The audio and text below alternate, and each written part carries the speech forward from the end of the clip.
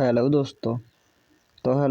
आप सभी का स्वागत है यूट्यूब चैनल के अंतर्गत। आज हमारी ये 35 नंबर की क्लास है एसएससी के अंतर्गत। इसमें हम लोग जो कि प्रीवियस ईयर में आए हुए क्वेश्चंस हैं उनके ऊपर डिस्कस और चर्चाएं करके अपने लक्ष्य की प्राप्ति को आगे बढ़ाते हैं। ठीक है।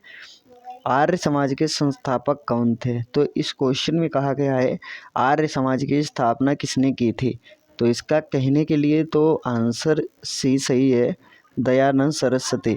आइए थोड़ा सा इसके बारे में डिटेल में भी जानकारी लेते हैं। स्वामी दयानंद सरस्वती द्वारा 1875 ईस्वी में बम्बई में आर्य समाज की स्थापना की गई तथा 1877 में इसका मुख्यालय लाहौर बोले तो अब पाकिस्तान में पड़ता है, लाहौर बनाया गया।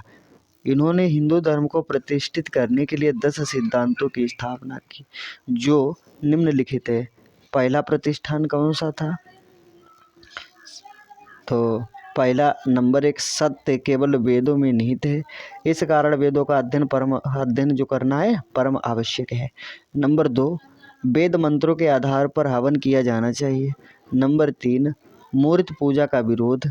नंबर 4 पे अवतारवाद एवं धार्मिक यात्राओं का विरोध। नंबर 5, कर्म सिद्धांतों एवं आवागमन सिद्धांत का समर्थन। नंबर 6, निराकार ईश्वर की एकता में विश्वास। नंबर 7, स्त्री शिक्षा में विश्वास, विशेष परिस्थितियों में विधवा विवाह की स्वीकृति। और आगे कहा गया है इसी के साथ साथ अगला जो 8 नंबर विधवा पुनर्विवाह हो गया। तो 9 नंबर बाल विवाह एवं बहुविवाह का विरोध। और 10 नंबर पे कहा गया हिंदी तथा संस्कृत भाषा का प्रचार और प्रसार। ठीक है। तो इन्होंने दयानंद सरस्वती ने 1875 ईस्वी में इसकी स्थापना बम्बई में समाज इसकी स्थापना की और 1870 में इसका मुख्यालय लाहौर में बनाया और इसके 10 सिद्धांतों की स्थापना की थी, वो आपने देखे। ये क्वेश्चन एसएससी सीपीओ 2015 के अंतर्गत पूछा गया था। तो आई होप ये क्वेश्चन आप सभी को समझ में आ गया होगा। तो चलते हैं। आगे बढ़ने से पहले आपसे छोटा सा प्यार भरा निवेदन है, अभी तक आपने हमारे चैनल को सब्सक्राइब नहीं किया है तो इसे ज़रूर कर दें और बेल आइकन की घंटी दबा दें ताकि हम कोई भी वीडियो अपलोड करें या लाइव जिस समय आए तो आपको एक नोटिफिकेशन मिल सके। तो ठीक है, चलते हैं अगले क्वेश्चन की ओर। अगला प्रश्न क्या कहता है, अकाल तख्त का निर्माण किया था, अर्थात अकाल तख्त का निर्माण किसने किया था। ये क्वेश्चन 10+2 लेवल का है जो कि 2011 में आया हुआ था। तो अकाल तख्त का निर्माण किसने किया था? तो सी ऑप्शन सही जवाब है, गुरु हरगोविंद सिंह ने। गुरु हरगोविंद सिंह थे, उन्होंने अकाल तख्त का निर्माण किया था। आइए देखते हैं। सिखों के 6वें गुरु हरगोविंद ने अकाल तख्त की स्थापना की थी तथा उन्होंने सिखों को एक लड़ाकू जात में बदल दिया। ठीक है। किसने? 6वें गुरु ने। उन्होंने अमृत स्वर्ग की रक्षा हेतु लौहगढ़ किले का निर्माण भी करवाया था इसी के साथ ही साथ। तो चलिए देखते हैं अगला प्रश्न क्या कहता है। अगले प्रश्न की ओर हम लोग आ जाते हैं और अगला प्रश्न हमारा इतिहास से रिलेटेड है जो कि काफ़ी बार एग्जाम्स में रिपीट हो चुका है। तो ये क्वेश्चन सीपीओ 2011 के अंतर्गत आया हुआ था, तो आप इसे देख लीजिए। निम्न में से कौन सा भारत आने वाला पहला अंग्रेजी जहाज था? तो आपको बताना है उस जहाज का नाम जो अंग्रेजों के द्वारा बनाया गया और भारत आया था, वो पहला जहाज था। तो उसका नाम रेड ड्रैगन था। क्या? Red dragon. आइए देखते हैं रेड ड्रैगन की पूरी कहानी। कैप्टन हॉकिंसन के नेतृत्व में हेक्टर नामक पहला अंग्रेजी जहाज 1608 ईस्वी में सूरत के बंदरगाह पर आकर रुका था तथा हॉकिंस ही वह प्रथम अंग्रेजी व्यक्ति था जिसने समुद्री मार्ग से भारत के भूमि पर कदम रखा था। दिए गए विकल्पों में से हेक्टर नहीं तथा रेड ड्रैगन है। उसी जहाज बेड़े में शामिल था जिसे हेक्टर जहाज कहा था तथा प्रश्नानुसार विकल्प नंबर हम लोग सी का चयन करेंगे। आई होप ये क्वेश्चन भी सभी को समझ में आ गया होगा। आ जाते हैं अगले क्वेश्चन की ओर। अगला प्रश्न क्या कहता है जो कि एसएससी CHSL 2013 के अंतर्गत आया हुआ था। निम्नलिखित में से कौन सा उपन्यास भारत के स्वतंत्रता सेनानियों के लिए प्रेरणा का स्रोत है? तो वो कौन सा उपन्यास है जो भारत के स्वतंत्रता सेनानियों के लिए एक प्रेरणा का स्रोत माना जाता है। ठीक है, तो इसका जो बी ऑप्शन है आनंद मठ, यही सही जवाब है। तो देखते हैं आनंद मठ को किसने लिखा था। बंकिम चंद्र चटर्जी द्वारा रचित आनंद मठ उपन्यास भारत के स्वतंत्रता सेनानियों के लिए प्रेरणा का स्रोत बना था। इसे बंगाली देशभक्त की बाइबिल भी कहा जाता है। तो चलिए देखते हैं अगला प्रश्न क्या कहता है। अगले प्रश्न की ओर हम लोग आ जाते हैं। अगला प्रश्न कहता है 1857 ईस्वी का विद्रोह किसने शुरू किया था। जो हमारे देश में 1857 ईस्वी का विद्रोह हुआ था वो शुरू किसने किया था। एसएससी टेक्स्ट असिस्टेंट 2007 के अंतर्गत इसे पूछा गया था। तो भविष्य में आने वाली एग्जाम्स के लिए आप तैयार रहिए। इसी प्रकार के प्रश्न आते हैं और पूछे जाते हैं, आप लोग सही करते हैं, कुछ छूट जाते हैं। तो इसका जवाब सही है ए ऑप्शन, जो सिपाहियों के द्वारा 1857 ईस्वी का विद्रोह शुरू किया गया था। ठीक है, तो चलिए देखते हैं वे सिपाही कौन से थे। उस समय डेट थी 29 मार्च 1857 को 34वीं रेजिमेंट बेकरपुर में मंगल पांडे ने अपने साथियों का विद्रोह के लिए आह्वान किया, मतलब न्योता दिया। मंगल पांडे ने एडजुटेंट लेफ्टिनेंट वाघ की हत्या कर दी और मेजर सार्जेंट ह्यूरसन को गोली मार दी। मंगल पांडे को 8 अप्रैल 1857 ईस्वी को फांसी पर लटका दिया गया और 34वीं रेजिमेंट को भंग कर दिया गया। उपर्युक्त नेताओं के वीरगति प्राप्ति की अवधि इस प्रकार है जो आप लोग अभी देखने वाले हैं। झांसी की रानी जून 1858 ईस्वी, कुंवर सिंह अप्रैल 1858 और उसके बाद में तात्या टोपे अप्रैल 1859 ईस्वी में इनको वीरगति की प्राप्ति हो जाती है। आई होप ये क्वेश्चन आप सभी को समझ में आ गया होगा। तो 1857 ईस्वी का विद्रोह सिपाहियों के द्वारा किया गया था। इसका नेता जो था ना मंगल पांडे। आइए देखते हैं अगला प्रश्न क्या कहता है, जो कि एसएससी टेक्स्ट असिस्टेंट 2006 के अंतर्गत आया हुआ था। भारत में राजस्व एकत्रित करने के स्थायी बंदोबस्त की प्रणाली शुरू की गई थी। तो इसका मतलब है किसके द्वारा शुरू की गई थी या कब शुरू की गई थी। भारत में राजस्व बोले तो कर टैक्स एकत्रित करने के स्थायी बंदोबस्त की शुरुआत किसने की थी। तो ऐसा कौन था, लॉर्ड कॉर्नवालिस। लॉर्ड कॉर्नवालिस ने जो टैक्स हमारे गवर्नमेंट लेती है ना उसको एक स्थायी बंदोबस्त बना दिया था। किसने, लॉर्ड कॉर्नवालिस ने। तो देखते हैं लॉर्ड कॉर्नवालिस ने वार्षिक लगान के स्थान पर 1790 ईस्वी में 10 वर्षीय लगान व्यवस्था लागू की और घोषणा की गई कि कोर्ट ऑफ डायरेक्टर्स से स्वीकृति प्राप्त हो जाने पर इसी व्यवस्था को स्थायित्व प्रदान किया जाएगा। डायरेक्टरों की स्वीकृति मिलने के बाद 22 मार्च 1793 ईस्वी को 10 वर्षीय प्रबंध स्थायी कर दिया गया। भू राजस्व की यही व्यवस्था स्तंभरारी बंदोबस्त या स्थायी बंदोबस्त के नाम से जानी जाती है। आशा है कि ये क्वेश्चन आप सभी को समझ में आ गया होगा। तो स्थायी बंदोबस्त की व्यवस्था लॉर्ड कॉर्नवालिस ने की थी। तो आ जाते हैं अगले प्रश्न की ओर। अगला क्वेश्चन क्या कहता है और कहाँ पे आया हुआ था। अगला क्वेश्चन जो है कि CGL 2015 के अंतर्गत टियर 1 की परीक्षा हुई थी, उसमें पूछा गया था। तो देखते हैं क्या कहता है। सुधार आंदोलन, जो सुधार आंदोलन था वो क्या था, उसके बारे में तुम्हें क्या पता है ये बताना है। तो बी ऑप्शन देखते हैं ना, पोप के प्रभुत्व के खिलाफ विद्रोह सुधार आंदोलन कहा जाता है। क्या, पोप के विद्रोह आंदोलन। आइए देखते हैं ये पोप क्या है। सुधार आंदोलन पोप के प्रभुत्व के खिलाफ एक विद्रोह था। इस आंदोलन को प्रोटेस्टेड सुधार आंदोलन भी कहा जाता था। 16वीं शताब्दी में प्रारंभ हुए ऐसे आंदोलन का प्रमुख लक्ष्य धार्मिक क्षेत्र में रोम के पोप व चर्च के एकाधिकार को चुनौती देना था।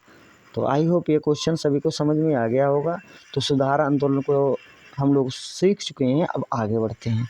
अगला जो प्रश्न आता है वो जो कि एसएससी टेक्स्ट असिस्टेंट 2009 की परीक्षा हुई थी उस समय उसी में पूछा गया था। तो आने वाले एग्जाम्स के लिए भी आप भी रेडी रहिए क्योंकि आ सकते हैं। दादा भाई नौरोजी के अनुसार स्वराज का अर्थ क्या था। स्वराज किसे कहते हैं। दादा भाई नौरोजी के अनुसार स्वराज को स्वशासन कहते हैं। स्वशासन, अपना शासन, खुद का शासन। ठीक है, तो वर्ष चल रहा था 1906। कलकत्ता अधिवेशन में दादा भाई नौरोजी ने घोषणा की कि भारतीय राष्ट्रीय कांग्रेस का लक्ष्य स्वराज प्राप्त करना है। दादा भाई नौरोजी के अनुसार स्वराज का अर्थ स्वशासन था। आ जाते हैं अगले प्रश्न की ओर। अगला प्रश्न क्या कहता है, और जो कि एसएससी सीजीएल तो टियर 1 की परीक्षा 13 में करवाई गई थी, उसी में पूछा गया था। तो देख लेते हैं पिट्स इंडिया एक्ट 1784 क्या था। तो पिट्स इंडिया एक्ट जो आया था 1784 ईस्वी, वो 1 नंबर पे अध्यादेश, संकल्प और श्वेत, ये इसमें से कुछ भी सही नहीं है। आइए सही क्या है वो हम लोग देखेंगे। पिट्स इंडिया एक्ट, जिसे ईस्ट इंडिया कंपनी अधिनियम 1784 के नाम से भी जाना जाता है, एक अधिनियम था जो ग्रेट ब्रिटेन की संसद द्वारा नियामक अधिनियम 1773 ईस्वी की कमियों को सुधार हेतु कंपनी की गतिविधियों पर नियंत्रण स्थापित करने हेतु पारित किया गया था।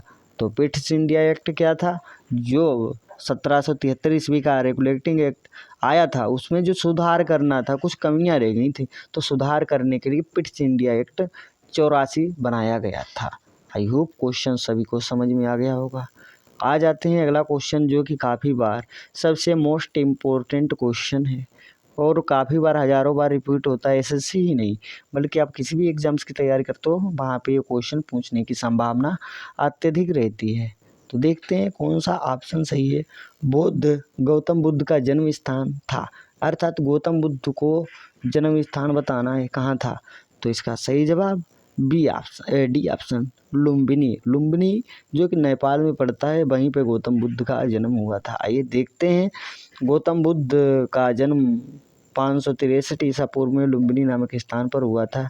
इनके बचपन का नाम सिद्धार्थ था। इन्होंने बौद्ध धर्म की स्थापना की थी। इन्हें एशिया का ज्योतिपुंज कहा जाता है।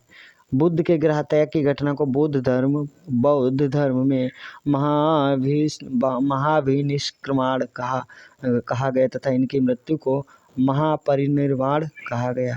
जातक में बुद्ध के पूर्वजों की कहानियां संकल्पित हैं। तो देखते हैं भाई अगला क्वेश्चन क्या कहता है। अगले प्रश्न की ओर आ जाते हैं।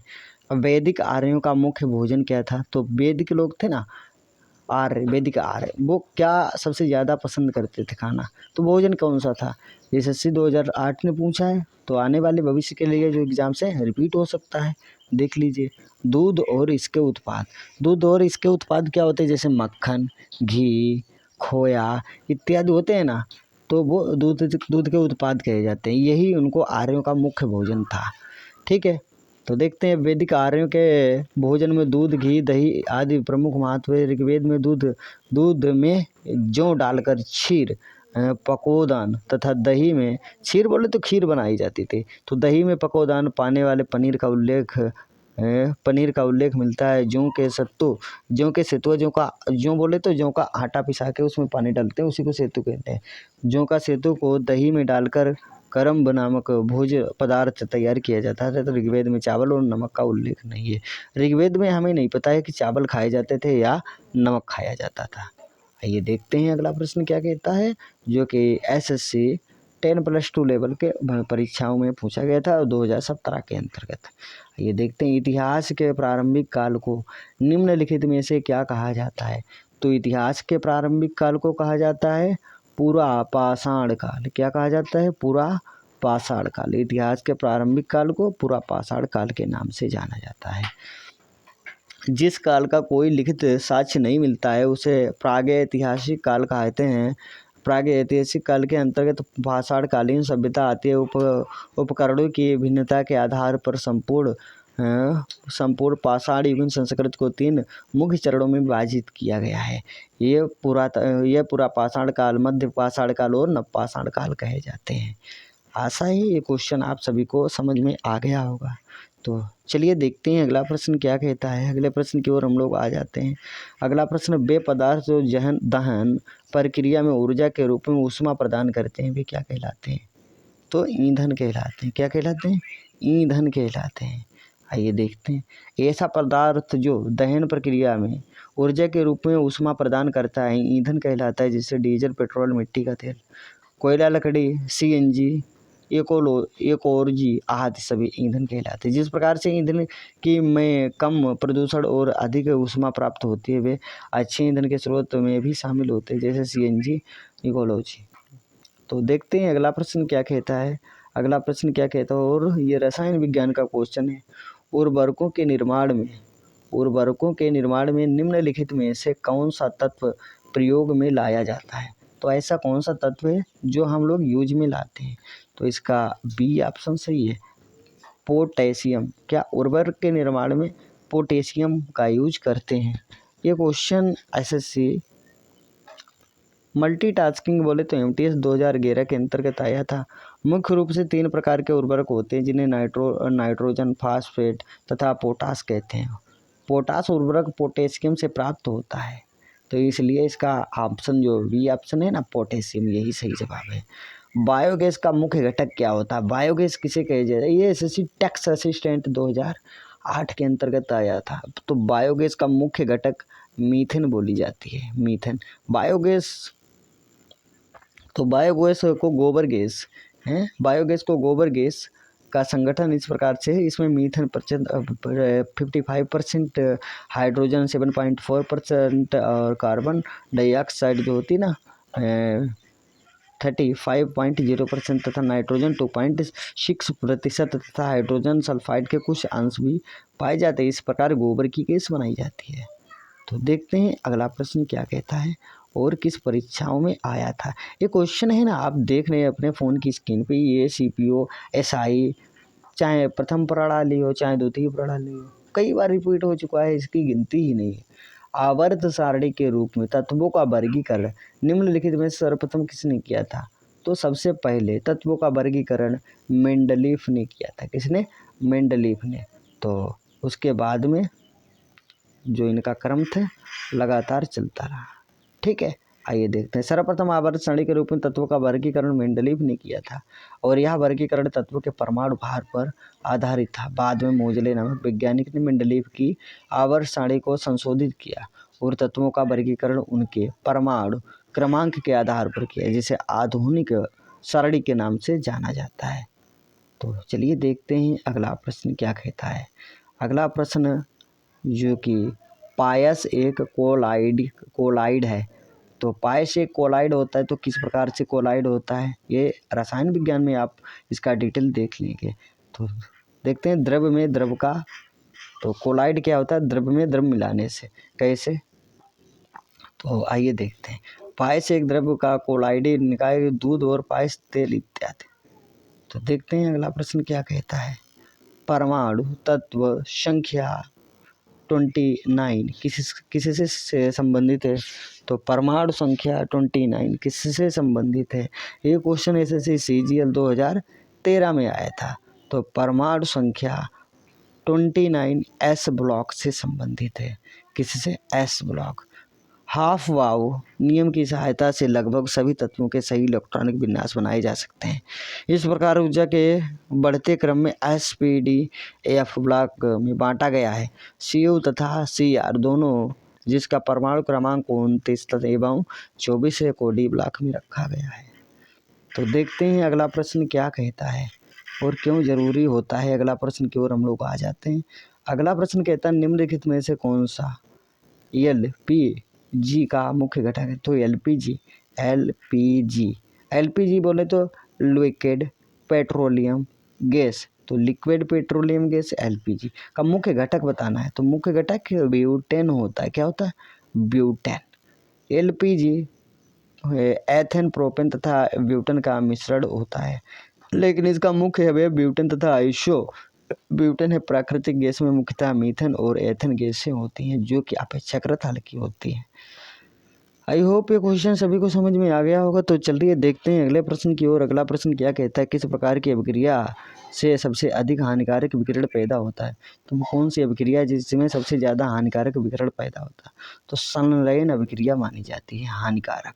संलयन अभिक्रिया हाइड्रोजन बम नाभिकीय अनियंत्रित संलयन अभिक्रिया पर आधारित है। प्रथम हाइड्रोजन बम एडवर्ड टेलर एवं अन्य अमेरिकी वैज्ञानिकों ने वर्ष 1952 ईस्वी में बनाया था। संलयन अभिक्रिया बहुत ही तीव्र चाल से होती है, जिसके परिणाम स्वरूप सबसे अधिक हानिकारक विकिरण पैदा होता है। हाइड्रोजन बम में ड्यूटेरियम और ट्राइटियम के नाभिकों का संलयन होता है और बहुत अधिक ऊर्जा फ्री होती है, मुक्त होती है।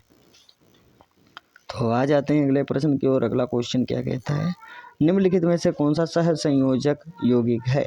तो सह संयोजक यौगिक के बारे में बताना है। डी ऑप्शन दे रखा है, कार्बन टेट्राक्लोराइड, यही सही जवाब है। सह संयोजी यौगिकों में अधातु जैसे नॉन मेटल कंपाउंड इलेक्ट्रॉनों युग्मों के साझा द्वारा एक दूसरे के बंधे होते हैं। कौन से बंधे होते हैं? CCl4, CO2, H2 इत्यादि। तो इसे कार्बन टेट्राक्लोराइड के अंतर्गत रखा जाता है। तो आशा है कि आज की वीडियो आप सभी को पसंद आई होगी, और यदि आपका वीडियो से थोड़ा भी लाभ होता है, ठीक है, अच्छी लगती है, तो इसे लाइक शेयर सब्सक्राइब जरूर करें। मिलते हैं इसी प्रकार के बेहतरीन प्रश्नों के साथ कल की क्लास में। तब तक के लिए bye, take care and love you all.